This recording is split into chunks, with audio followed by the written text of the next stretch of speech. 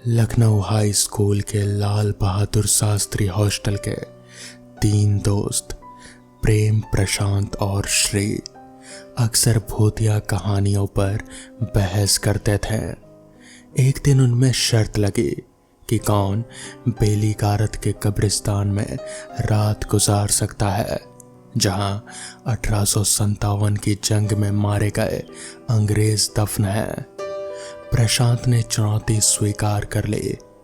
अगले दिन तीनों दोस्त हाई स्कूल से निकले और नंदवा कॉलेज के पक्के पुल के रास्ते रेजिडेंसी पहुंचे। रात के करीब 1 बजे का समय था। चारों ओर गहरा सन्नाटा पसरा था और सड़क पर इक्का दुक्का तांगे वाले ही दिखाई दे रहे थे। बेली गारत के भीतर जाने का रास्ता आसान था, क्योंकि उन दिनों उसकी 4 दीवारी टूटी हुई थी। तीनों दोस्त कब्रिस्तान के अंदर पहुंचे। प्रेम ने प्रशांत से कहा, ठीक है प्रशांत, अगर तुम जिंदा रहते हो तो कल मिलते हैं। प्रशांत कॉन्फिडेंस से बोला, अरे मैं जिंदा क्यों नहीं रहूँगा, मुझे भूतों से थोड़ा ही डर लगता है, और जब डर ही नहीं लगता तो किस बात का डर। जब प्रेम और प्रशांत बातें कर रहे थे तो श्री आसपास की कब्रों को बड़े ध्यान से देख रहा था और उन पर लिखे नामों को धीरे धीरे पढ़ रहा था। प्रशांत ने उसे छेड़ा, अब तू कब्रों को इस तरह से क्यों देख रहा है? यहाँ तो सारे मर्दों की लाशें हैं, किसी लड़की की नहीं। इस पर प्रेम ने हंसते हुए कहा, प्रशांत, अगर इसका बस चले तो ये लड़कियों को कब्र से निकाल कर बोले कि आप बहुत सुंदर लग रही हैं। उनकी हंसी पूरे कब्रिस्तान में गूंज उठी, जिससे माहौल और भी अजीब लगने लगा। श्री ने जवाब दिया, अरे नहीं प्रेम, मैं तो इन कब्रों पर लिखे नामों को पढ़ रहा हूँ, क्योंकि पिछले हफ्ते जब मैं टीना के साथ यहाँ आया था तो थॉमस हैंक की कब्र इस कब्रिस्तान के बिल्कुल आखिर में थी। मुझे ये बात इसलिए याद है क्योंकि मैंने इसी कब्र के पास से फूल तोड़कर टीना को दिए थे। श्री की बात सुनकर प्रेम और प्रशांत एक पल के लिए सोच में पड़ गए। उनके मन में एक ही सवाल गूंज रहा था कि आखिर कब्र एक जगह से दूसरी जगह कैसे जा सकती है। श्री के तोड़े हुए फूलों की मुरझाई डाली अब भी कब्र के पास ही पड़ी थे, जिससे उसकी बात साबित हो रहे थे। प्रशांत ने इस बात को मजाक समझकर कहा, अच्छा ठीक है, चलो अब मुझे उल्लू मत बनाओ, मुझे डराने की तुम्हारी कोशिश किसी काम की नहीं, समझ गए? मैं इस कब्रिस्तान से कल सुबह ही आऊँगा, और वो भी जिंदा। चलो अब तुम दोनों मुझे अकेला छोड़ दो। प्रशांत की बात सुनकर श्री और प्रेम कुछ नहीं बोले और आपस में बात करते हुए कब्रिस्तान से बाहर निकल गए। प्रशांत अपने दोस्तों को बाहर जाते हुए साफ देख रहा था। उनके जाने के बाद प्रशांत उसी थॉमस हैंक की कब्र पर बैठ गया और जमीन पर उगी घास को नोचने लगा। उसकी नजरें पूरे कब्रिस्तान को घूर रहे थे कि अचानक जमीन से एक हाथ निकला और प्रशांत का हाथ पकड़कर उसे कब्र से नीचे गिरा दिया। उसने जब आसपास देखा तो उसे कोई नहीं दिखा, पर जब उसकी नजर अपने ही हाथ पर गई तो उसका हाथ किसी को नाखूनों से नोचा हुआ था, जिससे खून निकल रहा था। उसने खुद को संभाला और एक बार फिर कब्रिस्तान को घूरा। इस बार उसे धुएं का एक बड़ा सा गुब्बार दिखा जो उसे घेरने उसी की ओर आ रहा था। इससे पहले कि वो कुछ समझ पाता, धुएं ने उसे घेर लिया। धुएं की वजह से उसका दम घुटने लगा और फिर अगले ही पल उसे गोली और तलवारों की आवाजें आने लगी। ठीक उसकी आंखों के सामने स्वतंत्रता सेनानियों ने अंग्रेजी हुकूमत के सिपाहियों को घेर लिया और उन्हीं की बंदूकों से उन्हीं का सीना छलनी कर रहे थे। तलवारों से उनका जिस्म और उनकी हिम्मत दोनों को काटा जा रहा था। ये सब प्रशांत के सामने हो रहा था। इतना सारा खून और मौत की गूंजती चीखें सुनकर प्रशांत की सांसों की गर्माहट बढ़ गई। पर इससे पहले कि वो कुछ समझ पाता या इस सदमे से निकल पाता, अचानक किसी ने पीछे से उसे धक्का दिया और उसे जमीन पर गिरा दिया। जब उसने पीछे मुड़कर देखा तो कोई और नहीं बल्कि प्रेम और श्री ही थे, और धुएं का गुब्बार एक पल में ही गायब हो गया। प्रेम ने मजाक उड़ाते हुए कहा, अरे देख कितना डरपोक है, जब डर लगता है तो यहाँ अकेले आने की क्या जरूरत थी। जरा अपने चेहरे का रंग तो देख, डर के मारे किस तरह से उतरा हुआ है। दोनों दोस्त प्रशांत पर हंसे जा रहे थे क्योंकि अचानक से धक्का लगने की वजह से वो सचमुच में डर गया था। प्रशांत झुंझलाता सा बोला, बंद करो तुम लोग अपनी नौटंकी और चलो यहाँ से। मुझे यहाँ और नहीं रहना इस कब्रिस्तान में। तुम्हें अंदाजा भी है मैं भी क्या देख रहा था।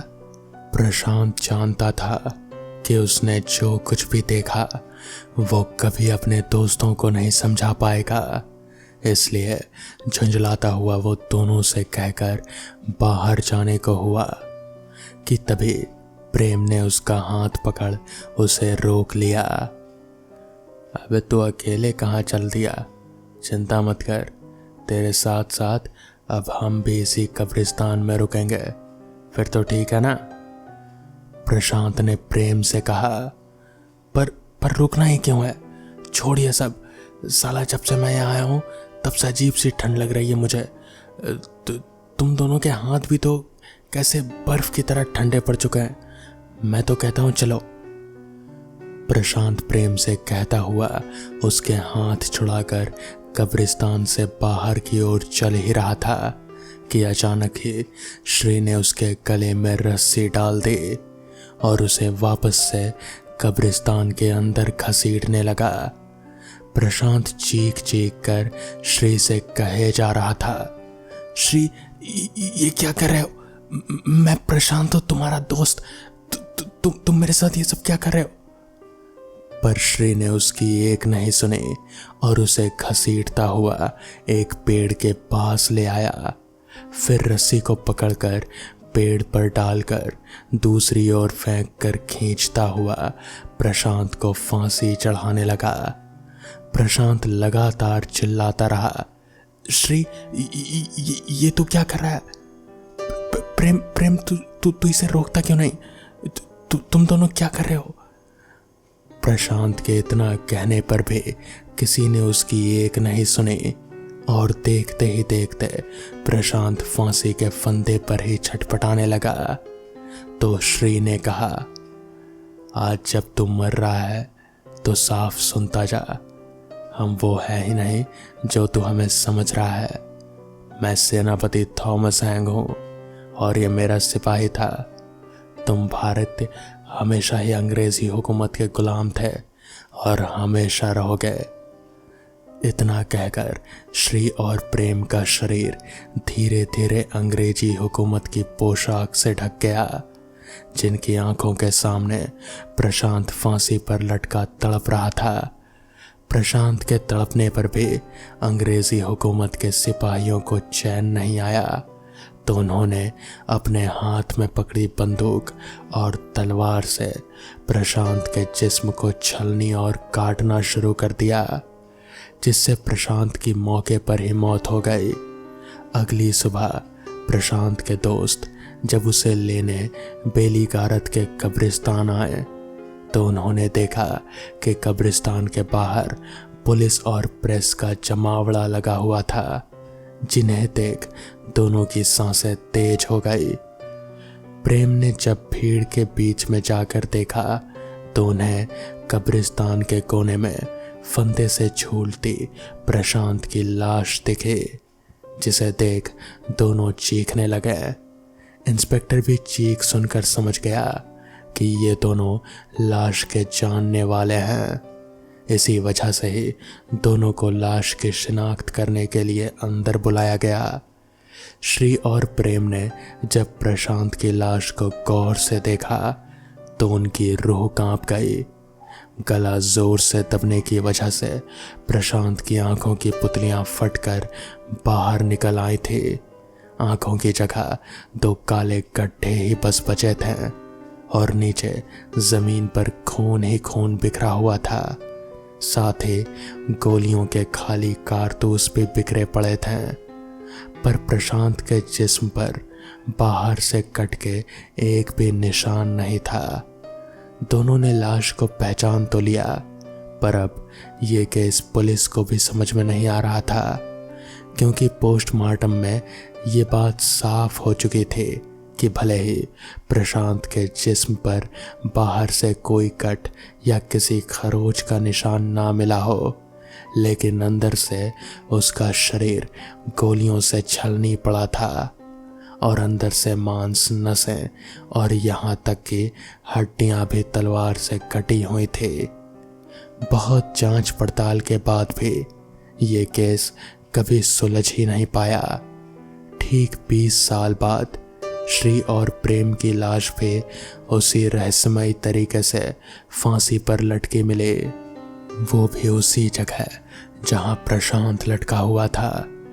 पोस्टमार्टम रिपोर्ट में भी वही लिखा था जो प्रशांत के पोस्टमार्टम रिपोर्ट में लिखा गया था। शरीर पर एक भी कट के निशान नहीं थे, पर अंदर से जिस्म गोलियों से छलनी पड़ा था और तलवार से मांस के साथ हड्डियां तक कटी हुई थीं। और आज भी इस केस की फाइल हजरतगंज के थाने में धूल खा रही है। हालांकि अब वक्त बदल चुका था। सरकार ने बेली गारद को संरक्षित करते हुए चारों तरफ बाउंड्री वॉल बनवा दी है और लाइट की व्यवस्था कर दी गई है। अब ये रोड रात भर चलती है, पर आज भी तमाम रोशनी और लाइट के बावजूद लोग बेली गारद के अंदर जाने से डरते हैं।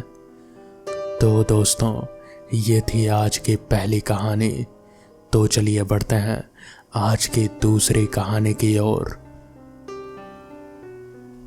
घर में अपनी पत्नी से झगड़ा करके नीरव घर से निकल गया और घर से कुछ दूर स्थित एक पार्क में बैठा आज हुई किटपिट के बारे में ही सोच रहा था, जब उसे एहसास हुआ कि आज पार्क कुछ ज्यादा ही वीरान लग रहा था। उसे लगा रात के 1 बज रहे हैं और घर से खराब मूड के साथ यहाँ आने की वजह से उसे ऐसा लग रहा होगा, क्योंकि इस पार्क में तो वो कई बार आ चुका है, लेकिन आज उसे यहाँ कुछ अजीब सा आभास हो रहा था। उसे लग रहा था जैसे पार्क में जलते हुए बल्बों की रोशनी के पीछे से कोई उसे देख रहा हो। ऊपर से मौसम भी खराब होने लगा था। पार्क करीब आधे एकड़ में बना हुआ था और सबसे करीने लगाए हुए पेड़ पौधों की भरमार थी। पार्क की बाउंड्री वॉल के साथ एक टाइलों की पगडंडी बनाई गई थी, जिस पर लोग अपनी सहूलियत के हिसाब से पैदल चलते थे। इसी पगडंडी के साथ जगह जगह बैठने के लिए लाल और पीले रंग के पत्थर वाले बेंच लगाए हुए थे। ज्यादातर तो ये बेंच खुले ही थे, लेकिन कुछ बेंच पार्क के बीचों बीच बनी शेड के अंदर भी लगे थे। नीरव इन्हीं में से एक बेंच पर आकर बैठ गया। थोड़ी देर में वहां पर हल्की बूंदाबांदी शुरू हो गई और हवाएं भी जोरों से बहने लगी। चूंकि नीरव शेड के अंदर था, इसलिए उसे कोई दिक्कत नहीं थी। उसका मन अपने पारिवारिक कलेश के बारे में ज्यादा चल रहा था। वो सोच रहा था कि उसे शादी ही नहीं करनी चाहिए थी। अगर वो शादी करता ही नहीं तो रोज के इस तरह से खटपट से उसका दिमाग कम से कम चलता तो नहीं। नीरव अपने विचारों में पूरी तरह से डूबा हुआ था जब उसे एहसास हुआ कि पार्क में लगा हुआ झूला अपने आप ही हिल रहा है। मानो कोई उस पर बैठा हुआ है। उसे लगा हवा और बारिश के मिले जुले प्रयास से ऐसा हुआ होगा, और उसने उस पर ज्यादा ध्यान नहीं दिया और अपने ही विचारों में गुम हो गया। नीरव ने अचानक महसूस किया कि एक तेज हवा का झोंका उसके बिल्कुल पास से मानो उसे छूता हुआ सा निकला हो। वो चिहुक कर इधर उधर देखने लगा। उसने महसूस किया कि पार्क के अंधेरे कोने से कोई उसे देख रहा है। वहीं उसे कुछ झाड़ियां भी हिलती हुई सी महसूस हो रही थी। बारिश के शोर में भी जहां चारों तरफ एक खास तरह का सन्नाटा और भयावह पसरा हुआ था, वहीं धीरे धीरे पार्क में जलते हुए बल्ब एक के बाद एक अपने आप बंद होते जा रहे थे और पार्क में अंधेरे का अपने आप विस्तार होता जा रहा था। धीरे धीरे पार्क के सभी बल्ब अपने आप बंद होते चले गए और सिर्फ एक बल्ब ऐसा बचा जो नीरव से कुछ ही दूरी पर था और चल रहा था। इसी बल्ब के चलने का नीरव के मन को संतोष था। बारिश के कुछ समय में खुले आसमान के नीचे जलते हुए बल्बों का खराब होकर बंद हो जाना बिल्कुल भी स्वाभाविक ही था, लेकिन पार्क में सिर्फ उस एक बल्ब के अलावा कोई और बल्ब का जलना ना बचना जो नीरव के सबसे ज्यादा पास था, उसने उसे एक स्वाभाविक सी घटना ही मान लिया। लेकिन उसकी अंतरात्मा उसे बार बार एहसास करवा रहे थे कि यह स्वाभाविक नहीं है। उसके विचारों पर धीरे धीरे डर पसरने लगा। बारिश अब बंद हो चुकी थी और माहौल बिल्कुल शांत और स्तब्ध सा हो गया था।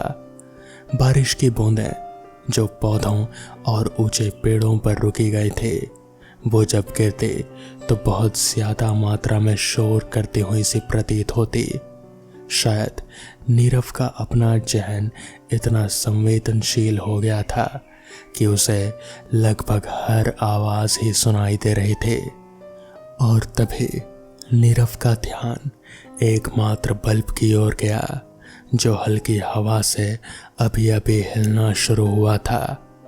जाने क्यों आज वो उसे अंधेरे में अपने सबसे करीबी मित्र और भाई जैसा नजर आ रहा था। और सहसा ही नीरव का ध्यान एकमात्र चल रहे बल्ब के प्रकाश के बाहर कहीं अंधेरे में चला गया। उसे अंधेरे में दो चमकदार आंखें खुद को घूरती हुई सी दिख गई। बड़ी बड़ी गोल आंखें, उनका कुछ भाग पीलापन लिए था।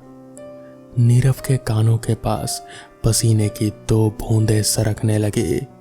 मन किसी अनजान आशंका और कुविचार से घिर गया। फिर भी उसने हिम्मत कर जेब से टटोलकर अपने फोन को निकाला और उसकी फ्लैशलाइट को ऑन कर दिया और बड़ी हिम्मत करके उस ओर भारी कदमों से बढ़ा।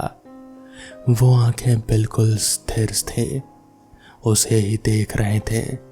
लगभग 20-30 कदम का फासला उसे मीलों जैसा महसूस हो रहा था। धीरे धीरे चलता हुआ वो प्रकाश के घेरे से लगभग छोर तक पहुंच गया था। जैसे ही उसने फ्लैशलाइट उन आंखों के करीब डाली तो एक गहरे काले रंग की बिल्ली अचानक ही उसके ऊपर छलांग लगा देती है, जिससे नीरव डर कर पीछे की तरफ गिर जाता है और उसका सर पीछे रखे एक गमले से टकरा जाता है और सिर से थोड़ा खून भी बहने लगता है। हालांकि चोट बहुत ज्यादा गहरी नहीं थे, पर उससे खून निकलता देख एक कुरूप सी गीली नीरव उस बिल्ली को देखता है और कुछ हद तक उसके मन का डर अब कम हो जाता है। वो सोचता है सिर्फ बिल्ली ही तो थी, और वो आकर बेंच पर बैठ जाता है। इस सब कुछ होने और विचार करने में करीब रात के 2:30 बज चुके थे और नीरव का मन पहले से कुछ हल्का हो चुका था। वो उसी बेंच पर लेटने को होता है जब फिर उसे एहसास होता है कि कोई उसे देख रहा है। नीरव को लगा शायद ये उसका भ्रम है और वो उसी बेंच पर लेट गया और अपने परिवार के बारे में सोचने लगा। उसका मन इसी दुविधा में लगा हुआ था कि अपने परिवार और अपनी पत्नी को कैसे पटरी पर लाया जाए। वो इसी विषय में सोच विचार करने लगा। ना जाने कब उसकी आंख लग गई और वो सो गया। दिन भर की थकान या बारिश के बाद की ठंडक जो भी हो, नीरव को बेंच पर बहुत गहरी नींद आ गई। उसे सोए हुए अभी कुछ देर ही हुए थे कि अचानक उसे एहसास हुआ कि कोई उसके बालों को सहला रहा है और अचानक ही वो हाथ जो उसके बालों को सहला रहे थे, उन्होंने उसके सिर के बाल को कुछ जोर से पकड़ लिए और बहुत ही जोर से उसे बेंच के दूसरी तरफ घसीटने लगे। तभी उसकी आंख खुल गई और वो अपने आप को पार्क में एक तरफ को घसीटता हुआ पाता है, लेकिन उसे वहां कोई भी दिखाई नहीं दिया जो उसके बालों को पकड़ रहा हो। वो जो भी था अदृश्य था। सिर में हो रहे दर्द की वजह से नीरव जोर जोर से चिल्लाने लगा। उसे समझ में नहीं आ रहा था कि अगर कोई दिख नहीं रहा तो आखिर वो अपने आप ही घसीटा चला क्यों जा रहा है। उसने जोर जोर से चिल्लाना शुरू कर दिया, मगर वहां पर उसकी मदद के लिए कोई नहीं था। तभी उसने देखा कि उसे घसीटने वाला शख्स उसे नजर आ रहा है। वो शख्स कोई और नहीं बल्कि नीरव की पत्नी रितु थे। रितु उसे घसीटते हुए कहीं ले जा रहे थे। तभी नीरव उससे बोला, ये तुम क्या कर रही हो? छोड़ो मुझे। ये सुनकर रितु एकदम से रुक गई और उसने नीरव की तरफ नीचे देख कर कहा, तुम्हें घर आकर सब कुछ सही करना होगा, तुम्हें सब कुछ सही करना होगा नीरव। और फिर इतना कहकर उसने एकदम से नीरव के सर को नीचे जमीन पर पटका।